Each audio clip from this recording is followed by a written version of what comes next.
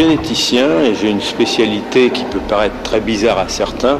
Je fais de la génétique moléculaire des populations humaines. Je vais vous expliquer, c'est beaucoup moins compliqué que ça a l'air. Nous étudions la diversité des gènes et des caractères de toutes sortes chez les individus, depuis les caractères visibles, les formes et les dimensions, les pigmentations du corps, jusqu'aux caractères les plus secrets, les caractères moléculaires, comme les groupes sanguins, la structure des protéines, des ADN.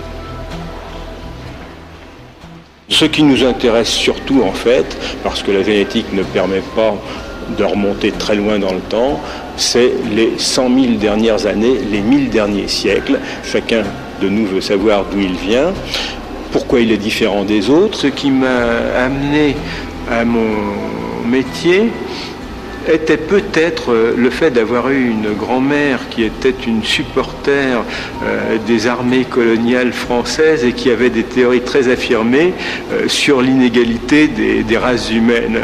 Et d'avoir entendu ça pendant toute mon enfance et puis après d'avoir rencontré à l'école et puis au cours de mes voyages des tas de gens qui étaient victimes d'un racisme semblable à celui de ma grand-mère, qui n'avait jamais voyagé, qui n'avait jamais découvert le monde, mais qui s'était contenté d'écouter les rumeurs, m'a peut-être donné envie justement de lutter contre ces rumeurs et d'essayer de comprendre ce qu'était la réalité.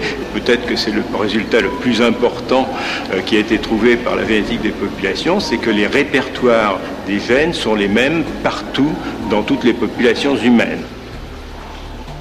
Ça a une implication très forte, c'est que avoir les mêmes répertoires de gènes partout, cela veut dire que les 6 milliards d'humains actuels ont une même origine.